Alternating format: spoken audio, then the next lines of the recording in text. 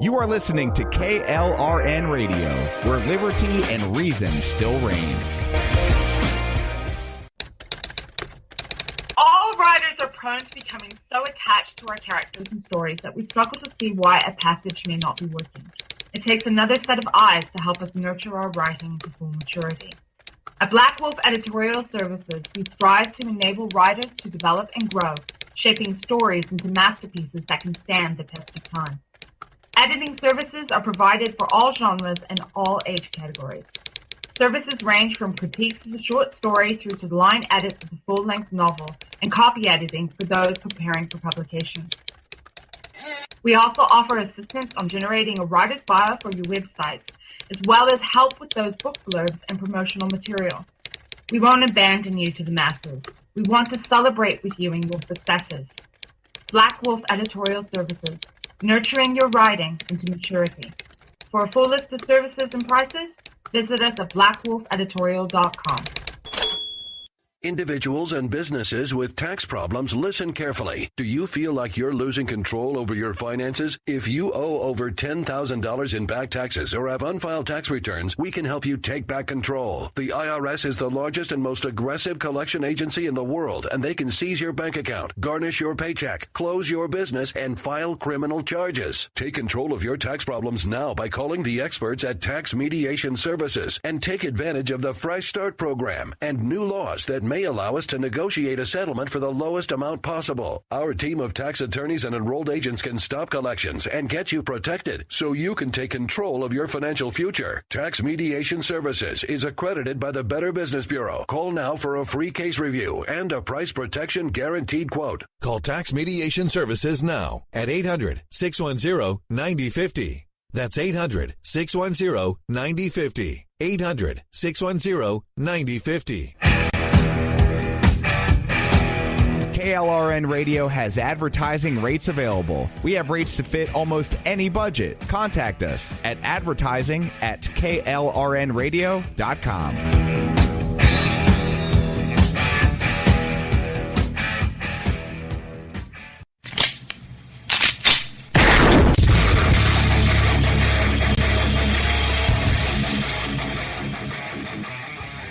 This is Slickery Trigger for Rebel Road Tactical. With proper care and feeding, your pistol will be ready when you need it, there to save your life. Shouldn't your gear be that good?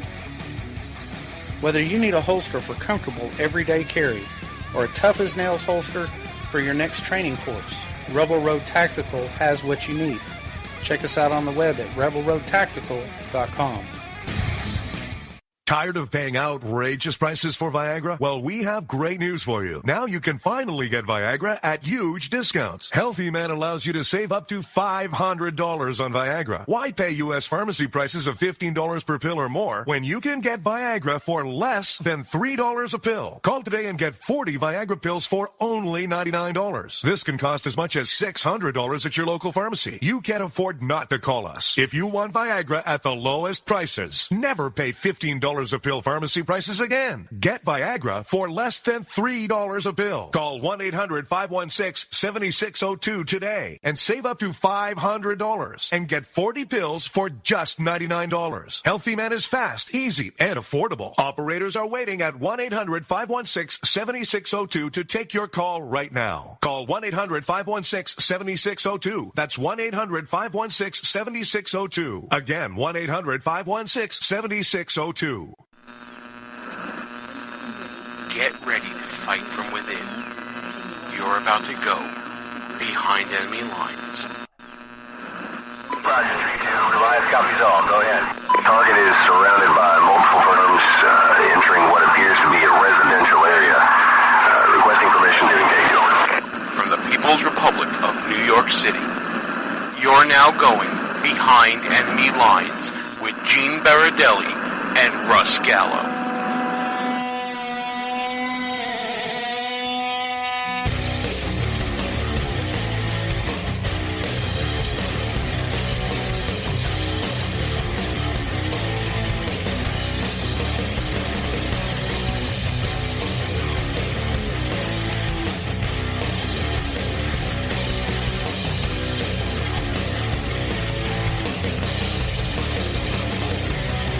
And you are now behind enemy lines. Hey there, how you doing, America? Gene Baradelli here with you. So glad you can join us, whether you're listening at www.behindenemylinesradio.us or if you're listening on one of our rebroadcast outlets on AM and FM radio. Hello, Radio Land, how you doing? Or if you're listening to us as a podcast, however you're doing it, we're glad that you're with us. Got a great show for you this week. Got brand new interviews from our friend Van Hipp, former Assistant Secretary of the Navy and the Army. We're talking about FISA warrants and what he would be advising President Trump to do in order to shore up these security leaks that have been plaguing his administration since day one. We're also going to talk to our friend Andre Walker, a regular contributor to the show. If you remember his weekly monologues that he used to do on the show, which are absolutely phenomenal. He's going to talk to us about what it was like to be in London during the terrorist attack on Westminster. One of these days I'm going to be able to say that properly, or I should say properly. And we talked to Andre about his experiences, his knowledge of Parliament. He is the lobby correspondent for The Observer, so he brings a lot of experience of the area of where this attack occurred. We're also going to flash back right now, actually, to an interview we did with Congressman Lou Barletta that we did last summer in talking about sanctuary cities. As you know from watching the news, and of course you watch the news because you listen to my show, I don't have an uninformed audience. You guys know your stuff, especially if you found this podcast and this radio show on your AM/FM dial in Florida and Georgia, wherever you are in the world. You should know that we have been talking about sanctuary cities for at least a year now on the show. But it's just hitting the news now because recently this week, U.S. Attorney General Jeff Sessions has thrown down the gauntlet. If you're a sanctuary city or a sanctuary area, it looks like the free ride is over and that the Department of Justice is going to be looking to do clawback actions to get back federal money that you shouldn't have because you're not following the law. Now, listen, I can go into the legalities of this and whether or not it's legal action or not. I mean, here in the People's Republic of New York City, they're having a sanctuary cities convention, basically, where they're trying to teach people how to break the law and try to teach other municipalities how to break the law. Speaker of the New York City Council, Melissa Mark Viverito, that commie, pinko, lunatic, is leading the charge on this. And it's absolutely laughable. It's still an unsettled legal question, folks. I mean, there are cases out there that say that Congress cannot use their money to coerce states to do things. But it doesn't say the executive can't do that. So we may be into some legal murky waters here. But I gotta think there's gotta be some discretion that the executive has when they distribute out grants and aid or whatever money they distribute to states. And Jeff Sessions, I guess, thinks that he's on solid legal ground when it comes to dealing with the sanctuary city issue. Of course, he interrupted the daily press briefing with Sean Spicer, the White House spokesman, and he did a number on sanctuary cities, and I absolutely loved it. But for those of you who need a little bit of a primer on sanctuary cities, let's go back in time to last summer, where we did an interview with Congressman Lou Barletta, who can give you more of a background of sanctuary cities than probably anybody else can, because the man has been talking about this issue for years. Here's Congressman Barletta. Gene Baradelli back behind enemy lines, and I have the pleasure right now to sit down with the representative from the 11th District of the great state of Pennsylvania, Congressman Lou Barletta. Sir, thank you for coming on the show, and tell us about your involvement with FAIR. I believe you're on the Board of Advisors, right? I am, Gene. I've been doing this now for 10 years. It goes back to my time as mayor of Hazleton when I first started to come down here, and I've been doing it every year. Well, let's talk about your term as mayor, because that's really where you started dealing with the issue of illegal immigration. It's not just a federal issue, it's a local issue. Yeah, it is. There's no question. You know, nobody here in Congress saw it from with the same perspective that I saw it, trying to deal with it as a mayor of Hazleton. Our population in Hazleton grew by 50%. But our tax revenues stayed the same. When I realized we had an illegal immigration problem, I came down and met with the Department of Justice in December of 2005. They brought all these experts in to talk to me. I told them about the problem that I had, the crime and the illegal immigration problem. And what they gave me at the end of the day was a nice coffee mug, a lapel pin, a pat on the back, and they sent me home. I realized that the federal government wasn't going to do anything to help me on a local level. A couple months later, May 10th, 2006, day I'll never forget, Derek Kishline, 29-year-old city man, father of 3 children, I had some words with the head of the Latin Kings, Pedro Cabrera, someone who was in the country illegally, arrested 6 times in New York and left go, comes to Hazleton. Cabrera goes in his car, gets a gun, sticks it in Derek's face, shoots and kills him. We spent half of our yearly budget in overtime in the police department in catching Cabrera and his buddy, and I had enough. Enough was enough, and I created the first law in America dealing with illegal immigration. I was immediately sued the next day by illegal aliens who were defended by the ACLU. Pro bono. I fought it all the way to the Supreme Court, became a national issue, although we did not win because of the liberal Third Circuit Court that I had to face.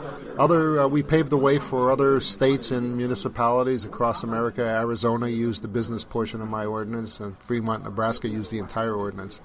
So it's been a long fight for me, and now I got here to Washington, and I got to see behind the curtains and see exactly what I knew all along from the time I was mayor. There's no real will here to do anything about illegal immigration. Let's talk about what it's like behind the curtains when it comes to this issue. And you say that there's no will. Tell us exactly what you mean by that. Does that mean that there's no political courage to take on the issue and to call it what it is? Oh, yeah, you're absolutely correct. Listen, it's for a politician, this is not a topic that you want to be out front on because they're worried about getting reelected. You're going to be called a lot of names. Listen, I've had threats. I've been called every name in the book. It goes on and on and on. I've had to have the police sit outside my house some nights because of the fact that I stood up and said what I thought I saw, not what I thought I saw, what I know.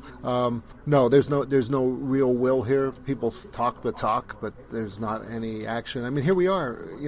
I'm telling you a story about 2006. It's 2016. We're still talking about our open borders, and the threat has gotten worse. Think about it. 2006. We just thought about people coming here taking our jobs, depressing the wages of the American worker. Then we learned, listen, this is the way the drug cartel gets here. Now it's even worse than that. Radical Islamic terrorists are here, and it's still not enough for people here in Washington to say, hey, I think it's a good idea if we secure our borders and we know who's coming into this country.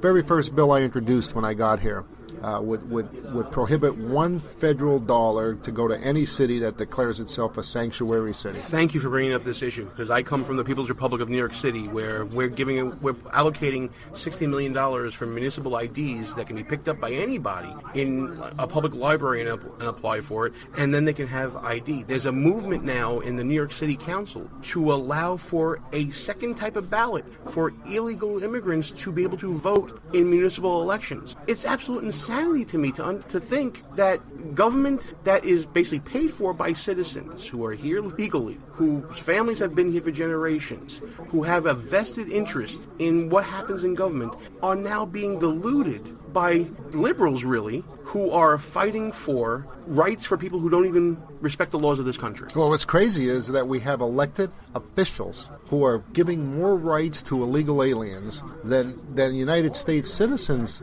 would have.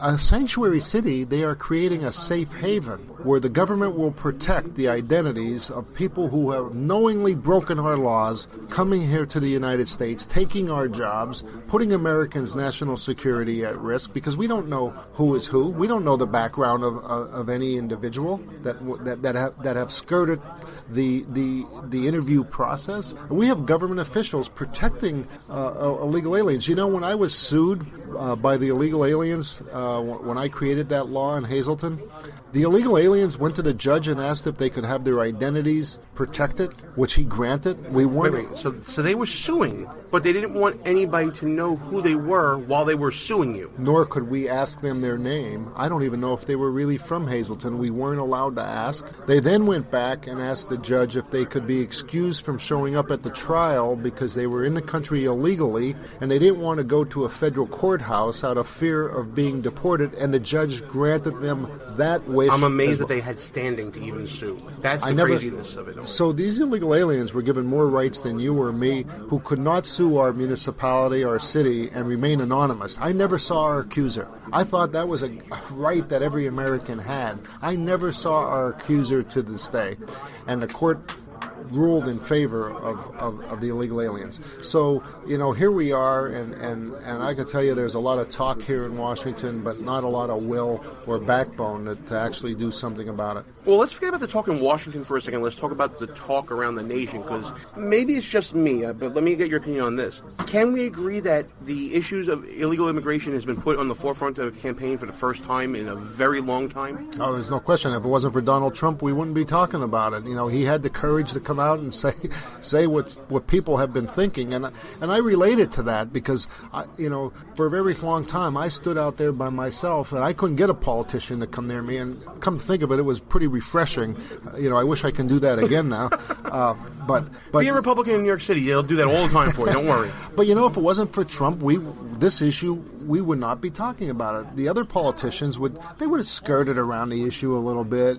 Throw out a couple of talking points. But there's no real backbone. This is why the American people are as angry as they are, because they don't believe that anybody here in Washington has the courage to do anything about illegal immigration. Well, listen, I'm glad that we got the chance to speak. You got to make the rounds to all the tables here. Congressman Lou Barletta, tell people, listen, one thing we know from this game is that money and people is what makes the world go round in politics. We want to make sure that you get as much support as you can in all your endeavors in Pennsylvania and here in Washington. Tell people how they can get in touch with you, your staff, or any social media stuff that you want to do and all that fun stuff. They could follow me and go to my website at loubarletta.com. Lets you know everything that I'm doing, and I'm going to continue the fight, and people can help. Before I let you go, though, I know we did the plugs right now, and we're going to do it again because I like this guy a lot, folks. Just want to let you know right now. I got to get your opinion on Bill de Blasio, because you mentioned in your story about Hazleton how it was a New York criminal that came into your community and committed that horrendous act. What do you think about this progressive agenda by this now embattled mayor of New York City? Well, I don't agree with any mayor that creates a safe haven for people who have knowingly broken our laws to come and be protected by that governor. I had a history with some of the New York mayors. I had to testify at one time when I was mayor with Mayor Bloomberg. Actually, it was Mayor Bloomberg, myself, and Police Commissioner Johnson from Philadelphia. We testified at a Senate Judiciary Committee with Senator Ted Kennedy. And, at the time, Mayor Bloomberg said that New York City's economy would crash if it didn't have illegal immigrants. Who would wash our dishes, he said, who would bus our tables, who would clean our hotel rooms. And, my Italian went from 0 to 100. I said, I'll tell you who will wash those dishes. The single mom that not only has to clean hotel rooms, but wash dishes. And I'll tell you who will bust those tables, the high school dropout that has nowhere else to go. What happens to those people? We don't need to bring people into America to take jobs away from those that depend on it to feed their families. And believe me, when you hear an Italian American say that they go from 0 to 100 that quickly, wow. It's time to get out of the room, look out for wooden spoons, and just generally stay out of people's ways, man. I grew up in a household just like that. The wooden spoon in the back of the head every time. So let's talk one last time about Washington. Even though I hate talking about Washington, I come from New York and this is kind of a welcome change, but Washington to me still feels like a swamp, and I gotta feel dirty kind of when I leave it. Is there any push by the leadership in the House to get any kind of vote onto the floor regarding illegal immigration? You said that there's no political will. Does it start at the top of the House leadership? Am I going to be able to get you to talk badly about House leadership? I think it's throughout. I think it's throughout. I have a bill that would go after visa overstays, and it's very hard to get any of these bills to the floor. I think we need somebody in the White House that will drive the issue.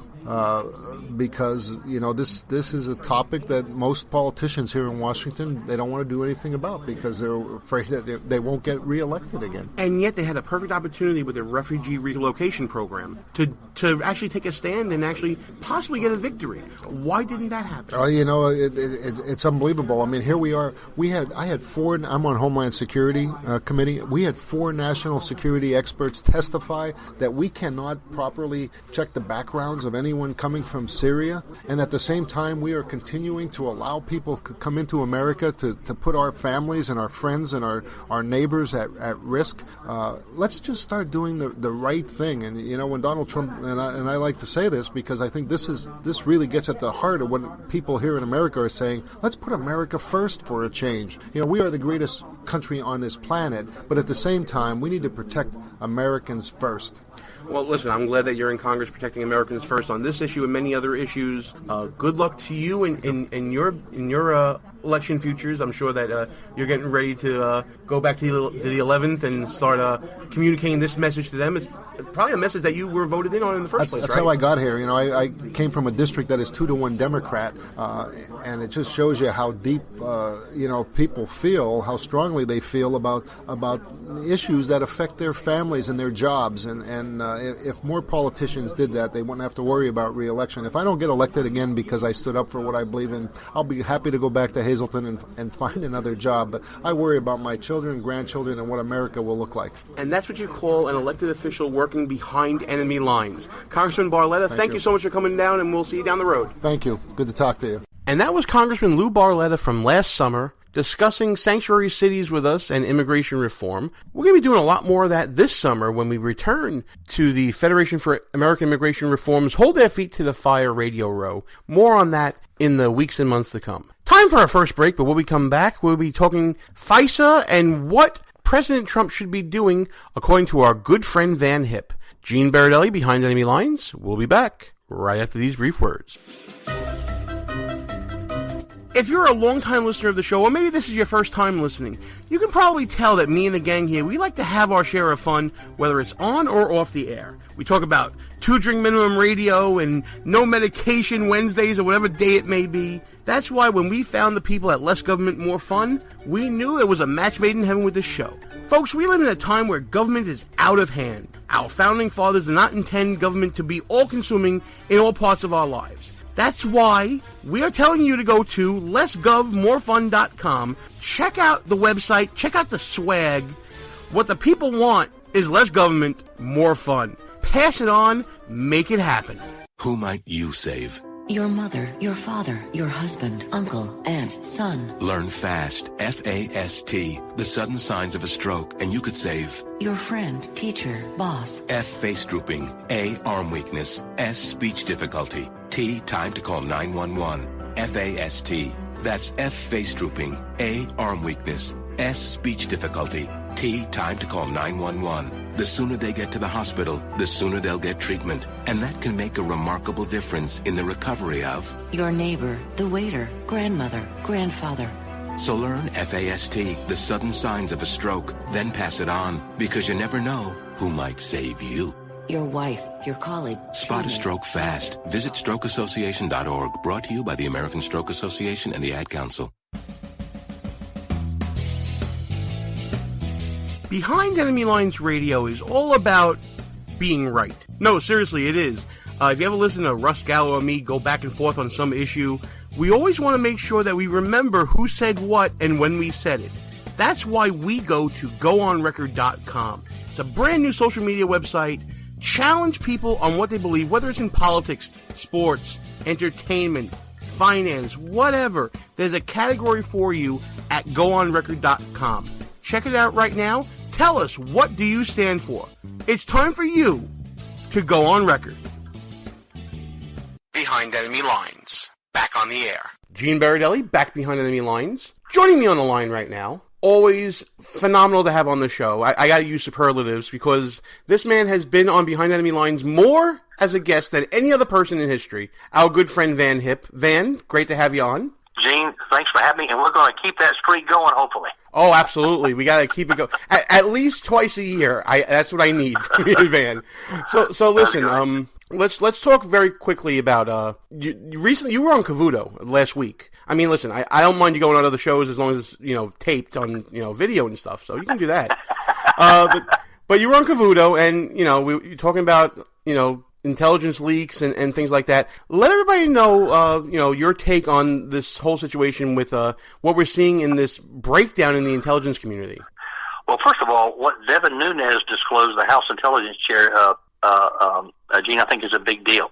That the Trump transition team and possibly the then president-elect himself, that they were surveillance was conducted, what they call incidental surveillance, which could have been a ruse, just so they could go after, conduct surveillance on the Trump transition team. And on Friday, the National Security Agency delivered boxes of information that backs up what Devin Nunes says, according to multiple sources, to the House Intelligence Committee. I'm sure they've got their lawyers and investigators going through that now. But let me tell you, we've got we've always had leaks in government. Okay, Abraham Lincoln's first State of the Union address was leaked to the press, but we've never had anything to this degree, this magnitude, this intensity.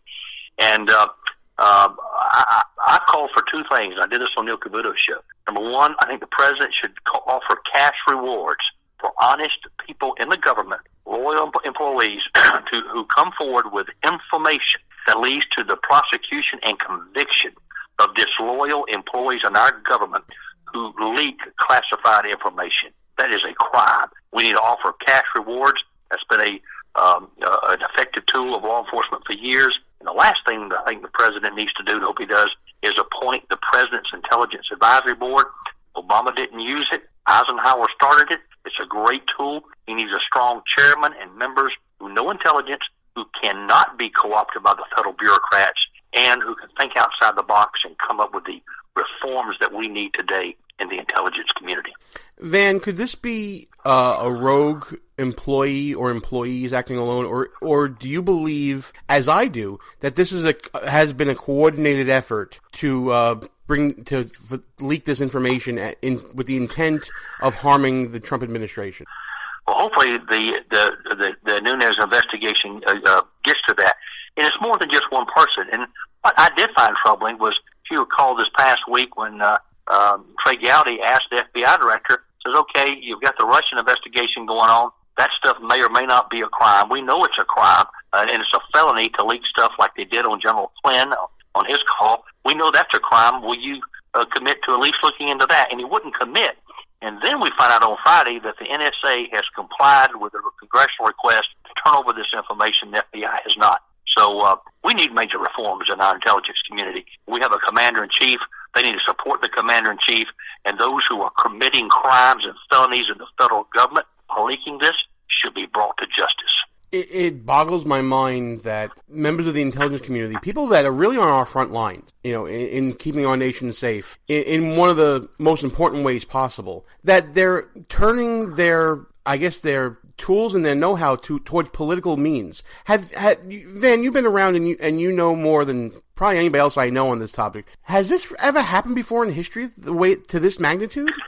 Not to this point, and I think we've got to send a message. And I think Pompeo, the new CIA director, is a good guy. Of course, they try to play politics with that. Usually, the CIA director is confirmed the day the president, or right after the president is sworn in. They try to play games with that. But we need to send a strong message that the politics and the political shenanigans in the intelligence community, you check your political hat in at the front door when you come in and become a part of this government. Now, speaking of playing politics, of course, we've seen what's been going on with the reaction to Devin Nunes reporting to the president his findings, and how Representative Schiff and many other Democrats have been calling for his head. It seems like this is more theater to the Democrats than it is about an important investigation. Well, there's no question. The Democrat National Committee, they had their talking points that all of the Democrat members of Congress regurgitated to go after this president, and the mainstream media, because they never let facts get in the way of reporting their fake news. They had everything lined up, but something happened along the way. The new revelations that Devin Nunes brought out, and as the old saying goes, facts are stubborn things. And I think the American people get it, and we need an open and we need a transparent government. I think President Trump is trying to provide that, but this is why I think it is so important that he announce his President's Intelligence Advisory Board immediately and use that as an effective tool to help find out where the leaks are coming from, but also get those reforms in place that we need in the intelligence community today. So where do you see the end game for this, Van? Are there going to be hearings, and are Obama administration officials going to be called in to give testimony? Do you think that this is going to die with this turnover of information? I don't think so. I think this is going to. This is going to get very interesting. I think what happens these next few days are crucial on what the investigators and the lawyers for the House Intelligence Committee find in the documents that have been turned over. I hope the FBI would also comply with the request of Congress and also turn over the documents that they have. And then and then I saw where Geraldo Rivera actually called for an independent counsel. And I'm usually not a big fan of independent counsel, but I think independent counsel here could make a lot of sense. But I get back to the cash rewards. We're going to spend, there's always leaks in the government, and they spend a fortune trying to find the leakers, and they don't find the leakers. Let me tell you something. You start offering cash rewards, and they'll rat out. They will rat out the bad characters we've got in our government. If somebody told me you offer big enough cash reward, even though the wives of the husbands who are committing these felonies will probably come forward to get the cash reward. Yeah, I just hope that the information isn't so, I'm trying not to laugh at that, Van, because I don't know. I've made a New Year's resolution to be good, but I'm laughing inside, just so you know. But listen, the one thing that I'm worried about when it comes to this cash rewards is how much of this information was compartmentalized from other people within the intelligence community. That may be a factor in determining who knew what and when they knew it, right? That's a very good point. But it's coming from, it's like, this thing, like I said, the intensity and the magnitude, it's like picking up. It was not just General Flynn that they leaked the call that he was on, which leaking that is a felony. How about the president's own conversation with the Prime Minister of Australia? You go on and on and on. It's like every other day the leaking stuff, and in an effort to undermine, these are career bureaucrats who are anti-Trump, and there's no question that there's an effort to undermine his presidency. I totally agree with you. I think that if someone's wife is out there, they could claim the money as well. But listen, before I let you go, I always want to make sure that we talk about the new terrorism, how to fight it and defeat it. A great book by our friend Van Hipp. I've read it cover to cover. It is phenomenal. But not only is it phenomenal for its content, it's phenomenal for what it's doing for our National Guardsmen and their families. And we want everybody to pick up the book on Amazon. It's still going strong, pal, and we're very proud of that. Well, I appreciate it, and we might have to work on another one, but it is, we've been able now to provide, I think it's 8 scholarships now through the National Guard Education Foundation for the children of fallen guardsmen. That's phenomenal work, pal. Van Hipp, thanks so much for coming on the show, and we're going to keep the streak alive. I'm telling you right now, we love having you on. We're going to keep having you on. Gene, enjoy being on, and God bless. And that was our friend Van Hipp. Always great to have him on. He's such a gentleman. He's always so giving with his time with us. We missed him at CPAC this year. Hopefully next time we're down in the sea, we'll see him, and we'll see him down in Washington. And you know what, folks? It's halftime here on the show. I want to thank you guys for listening to Behind Enemy Lines. Check us out at www.BehindEnemyLinesRadio.us. Check us out on the Facebooks and the Twitters at BEL_radio. And if you missed any part of this show, when we broadcast normally live Tuesdays, 10 p.m. Eastern Time on Spreaker, although we haven't been doing that too much lately, we hope that you check us out on one of our rebroadcast outlets, including WJHC 107.5 FM in beautiful Jasper, Florida, WDDQ 92.1 FM, Adele, Georgia, WLBB 1330 AM, Carrollton, Georgia, all part of the Red Nation Rising Radio Network. You can check us out at ICRN, the Internet's conservative radio network. You can check us out at High Plains Talk Radio and Sackheads Media, KLRN Radio, and of course, Lanterns.buzz, the Lanterns Radio Network. But if you miss any of the rebroadcasts, for whatever reason it may be, got something better to do, I don't know, you can always check us out as a podcast. We're on Spreaker, Stitcher, TuneIn, Podbay, Player FM. You can find us on iTunes. You can discover us on Google Play Podcasts. Of course, always on iHeartRadio as a podcast. SoundCloud as well. And most recently, SiriusXM's newest podcasting platform, Auto Radio. You can check us out there as well. Whole bunch of ways you can listen to the show. Take us with you. We want to travel wherever you go. We're needy. We need attention. We want to talk to you. Time for another break, but when we come back, we're going to talk to Andre Walker, our friend from London. He is a lobby correspondent to Parliament for The Observer. We'll be talking about the recent terror attack in Westminster. Gene Baradelli, Behind Enemy Lines. We'll be back right after these brief words. Hey folks, I just want to let you know about a great opportunity for listeners of Behind Enemy Lines Radio. If you go to our website, www.BehindEnemyLinesRadio.us, and click on the Sane Box ad on the right side of the page, you will get a great opportunity for a discounted offer to join SaneBox. SaneBox filters out all the unimportant email from your inbox so that you can really focus on what matters. If you're anything like me, folks, you get hundreds of pieces of email a day, not many of which is important. SaneBox's Smart Filter will get everything you need to fly through your inbox and finally make email work for you. It gets rid of spam emails, it deprioritizes emails that aren't as important to you, and it helps you unsubscribe from mailing lists and individual senders with ease. So again, go to www.behindenemylinesradio.us and you click on the SaneBox ad, and you'll be given an exclusive offer you won't find anywhere else. The show will be right back. But first, a word from Al Sharpton. But resist we must. They're all jitty about a shutdown. The tortoise in the race, then co-author of Hubris. U2 lead singer Bono, Fran Drescher, Sigourney Weaver, suspect Jahar Tsarnaev, Rush Limbaugh. Rush Limbaugh. The show Rush Lombard hosts Supreme Court Justice Sonia Sotomayor. Is Mike Muckery yesterday, Antonin Scalia. Kim Kardashian and the Republican candidates, both Cairo and Benghazi. We rank behind Lavita. First stop, Kazakhstan to college students in Beijing. He's getting lunch at Chipotle in Iowa. Bain is appropriate. The GOP's tax day giveaway to millionaires. Why was traffic problems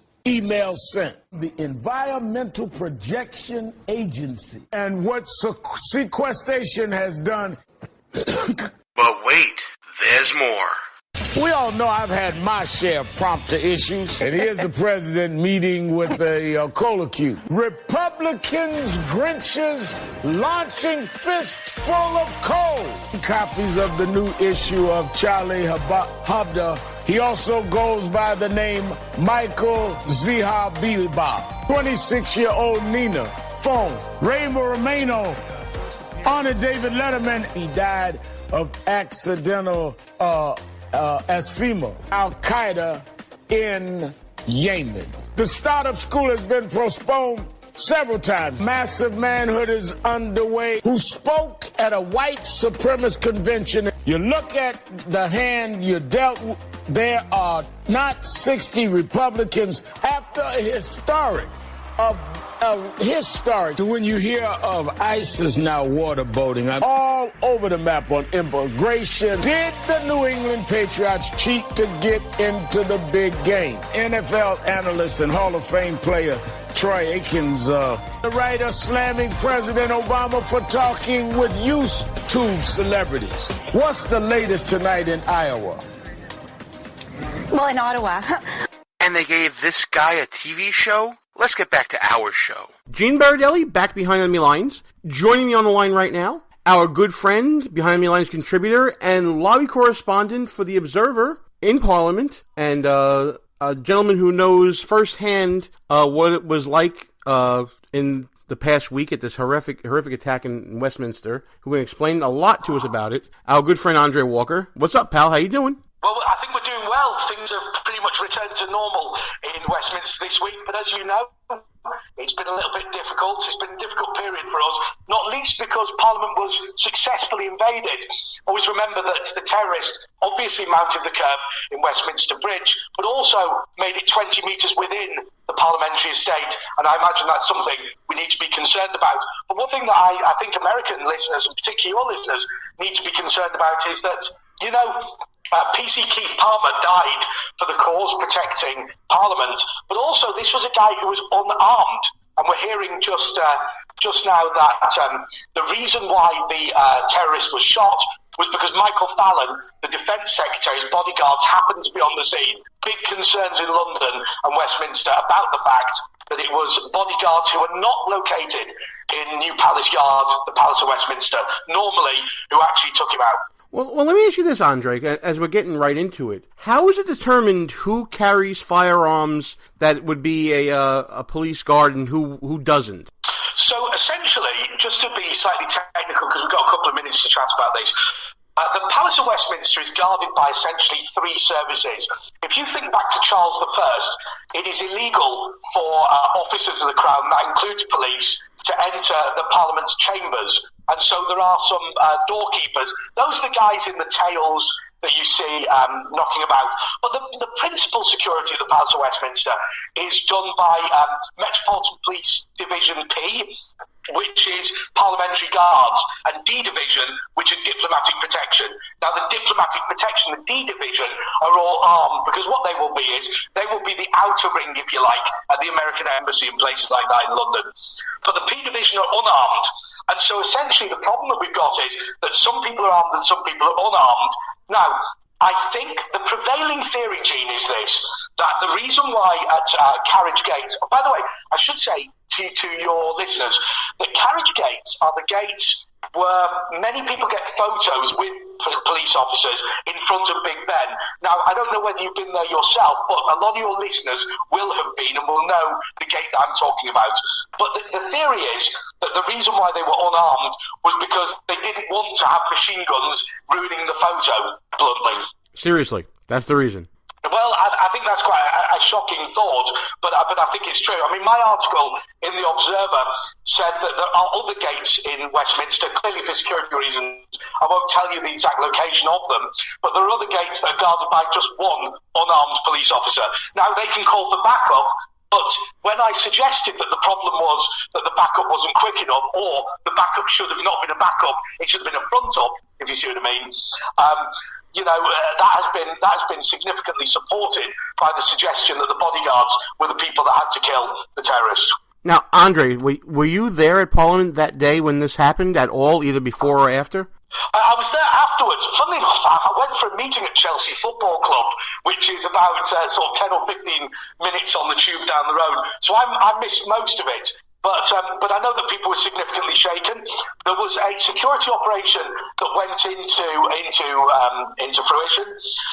One of the things I asked, I remember when I worked as a House of Commons staffer, I remember the fire alarm went off in our building once, and I refused to leave the building. And when the fire officer came round, I said to him, look, the reason I've refused to respond to the alarm is because if this were a terrorist incident, would I want to leave the building?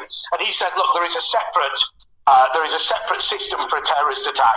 And so an announcement was made over the intercom, the public address system, which told people what to do.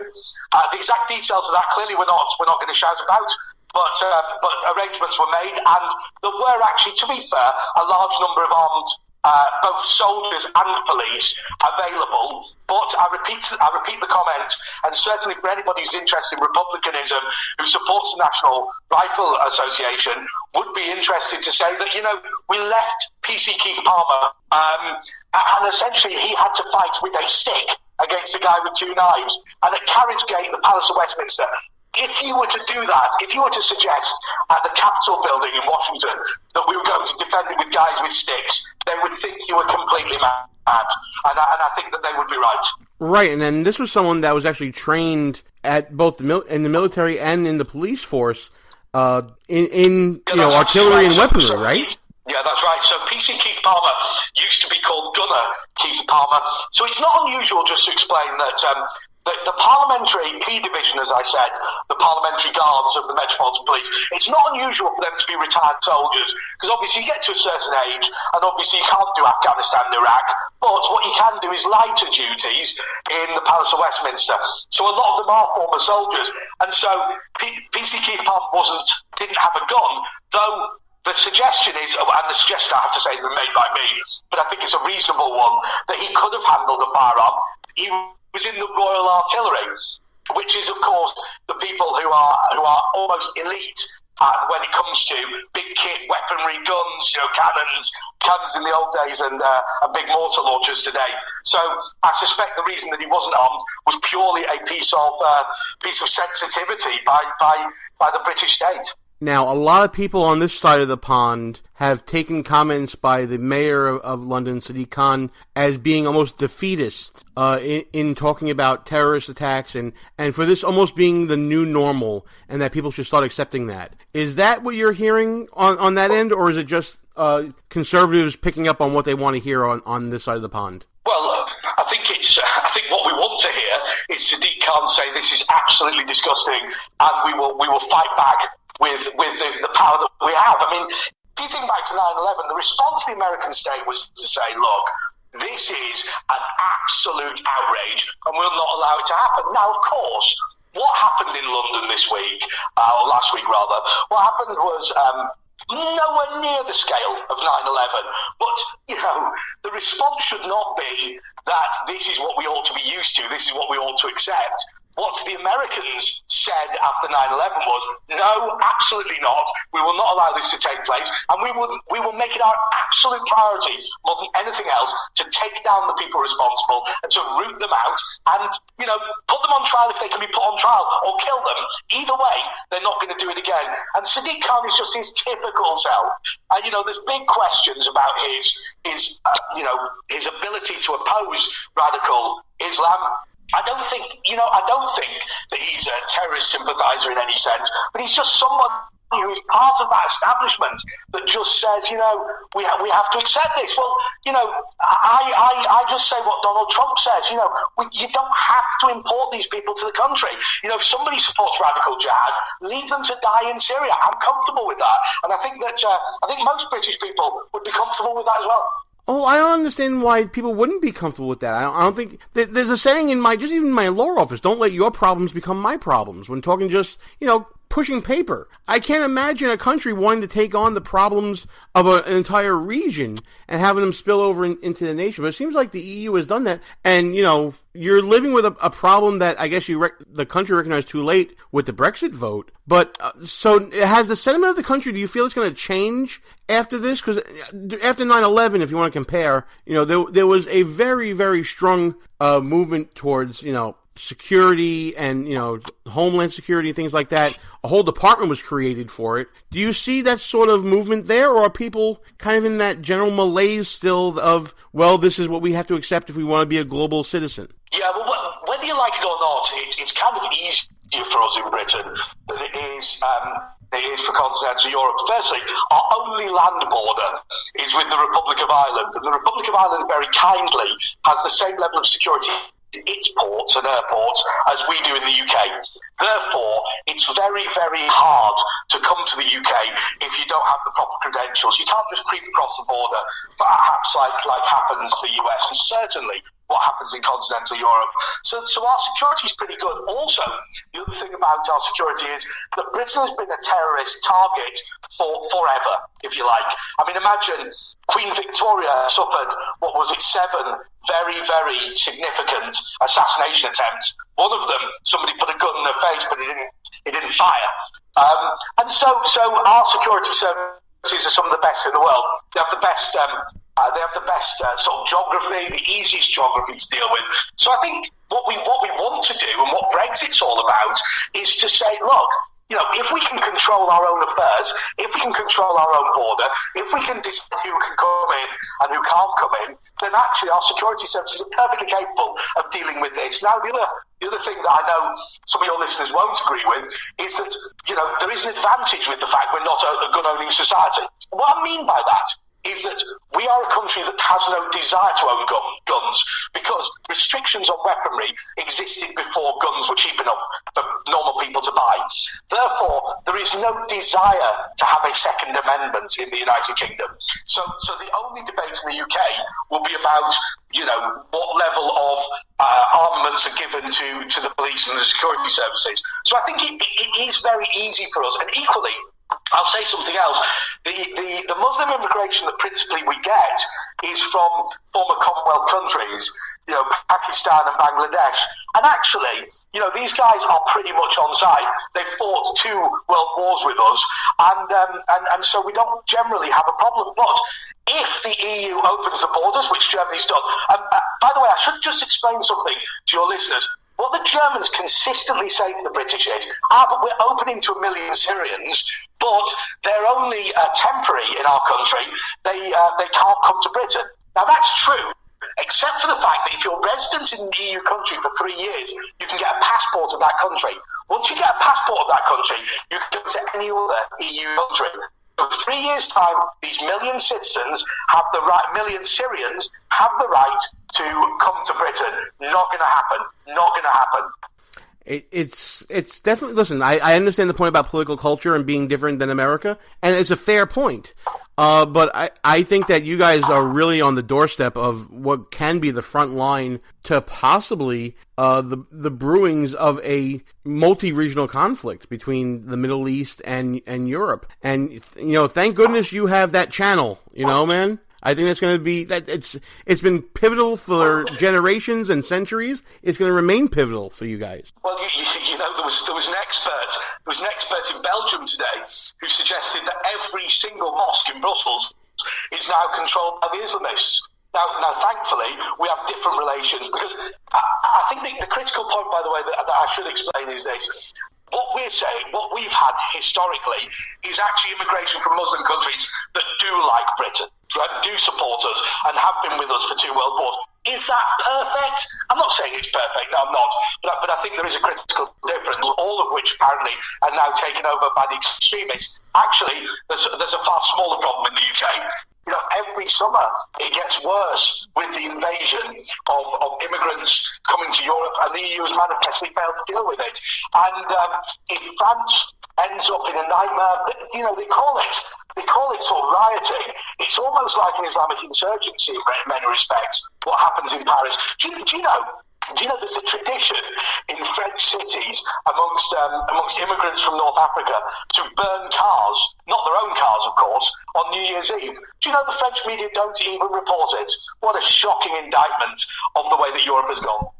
And, you know, we can talk about this all day, man, but listen, I'm glad you're safe from this whole situation that happened last week. I totally agree with the article that you wrote recently from The Observer about how police that were unarmed should definitely be armed, and how this was a blunder for all times. Folks, check out AndreWalker.uk. You can check him out also at The Observer, all the articles he writes. Andre, thank God you're okay, man. Great to hear from you, and we'll talk again real soon. And that'll just about do it for this week's show, but a final thought. And this one's a little personal, folks. It's not going to come from me. It's going to come from my friend Jack Buckby, another friend from across the pond. I want you to listen to his story about how anti-fascists have been going after him, his fiancée, and how his life is being ruined.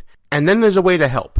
I was 16 when I realised that Britain wasn't the multicultural paradise our leaders told us. In college, I was surrounded by young lads who called themselves communists. Teachers were openly leftist, and it seemed that I was the only person there with questions about immigration. I first realised just how serious the political left was about silencing questions when a group of young men muttered scum as I walked past. That's when I realised I was part of the Untermensch, a working class straight white man who didn't deserve an opinion and who will forever be branded wicked. When I got to university, things were much worse. This was in 2011, before the safe spaces, before Trigglypuff. I'd attempted to set up a culture society where students could celebrate British culture. I was, of course, promptly shut down by the National Union of Students, branded a racist and harassed on campus. Merely handing out leaflets on campus required a bodyguard, and as months went by, the police would contact me concerned for my safety on the University of Liverpool campus. I was forced to stay at home, studying from my bedroom and avoiding the campus at all costs. When I did in fact turn up for my class, I was asked by my politics lecturer to remove the Christian cross I wore on my lapel. It was offending the other students, he said. The same lecturer conspired with other university officials to have me removed from the school, branding me a problem in official emails that were later handed over to me. They even claimed that I had been removed from class for being racist and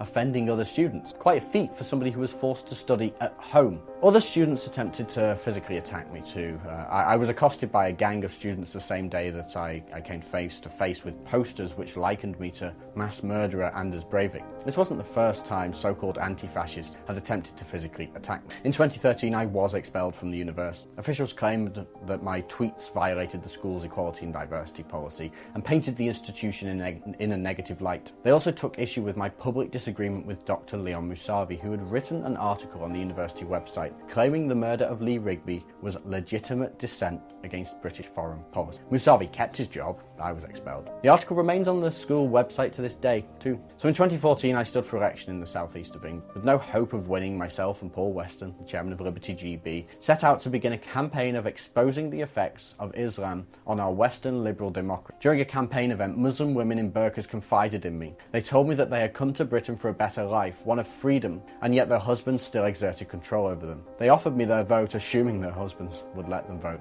and wished me well. In 2016, I stood again in a by-election in Batley-on-Spen, Yorkshire. It was a sensitive campaign owing to the fact that it had been triggered by the tragic murder of a sitting MP called Joe Cox. The main parties decided not to field candidates out of respect, they said, forsaking the constituents and their concerns. I decided to stand not just to ensure that the locals had a choice in the election, but to represent the victims of Muslim rape gangs in the area. And during my campaign, I received letters from the victims of Muslim rape gangs who thanked me for standing and asked me to please keep my word that I would champion their cause, and I did. I forwarded these letters to the local Labour Party, only to be ignored and then lambasted on national and local television for being far-right. Apparently sharing concerns of rape victims is now considered sowing division. While politicians sip champagne in the celebration of their almost certain victory, the victims sat at home wondering if they would ever get closure. The media called me vile Jack Buckby. They revelled in the fact that as a young teenager I voted for the BNP. Just like 1 million other disenfranchised working class people who so desperately needed someone to talk about immigration did. More recently, Antifa set out to once and for all ruin my life. They had already successfully gotten me expelled from university, got me attacked relentlessly in the press and considered unanimously as a far-right extremist. They now wanted to see me destroyed emotionally. So on February 8th I received a phone call from the FBI. They had already spoken to my fiancée and explained to me that we were under investigation following a number of anonymous tips saying that I was planning to enter America to commit terrorist acts. They told the FBI that my engagement to an American citizen was a sham to obtain a green card, and as a result I am, for now at least, unable to enter. They knew very well that this would cause significant distress in my life, having set out to destroy my fiancée's career only a few weeks before. Antifa and similar organisations had called every single one of her employers, spreading vicious lies throughout the performing arts community, claiming she is a Nazi and a white supremacist, and threatening backlash and boycott against anyone who worked with her. She's been without work for almost. The left will not stop until they see anyone who doesn't subscribe to their dogma penniless, homeless, ostracised, reviled, imprisoned, emotionally destroyed, disgraced, libelled, ferociously attacked by the press, expelled from universities, violently attacked and completely silenced. But not me. I won't let them win. I refuse to. I will continue championing the rights of rape victims ignored by feminists, students neglected by professors, the working class betrayed by establishment con artists, and most of all, I will stand up for the rights of anyone who still believes in freedom of thought and of expression here in Britain or anywhere that free speech and Western values are under attack. Folks, if you can, go to www.jackbuckby.co.uk/help to help Jack and Martina, his fiancée, in their seemingly never-ending battle against anti-fascists and the personal attacks they're going through. Well, folks, after that, we packed in a lot of show. It's time to shut this sucker down. From the People's Republic of New York City, Gene Baradelli behind enemy lines, we are out of here. Good night, folks. Our position's been compromised. It's time to roll out. Report for debriefing at www.behindenemylinesradio.us and look for regular communications via Facebook and Twitter at BEL_radio. You are the resistance. Behind Enemy Lines. A Rock Radio production. Copyright 2016. Back in 7 days. Out.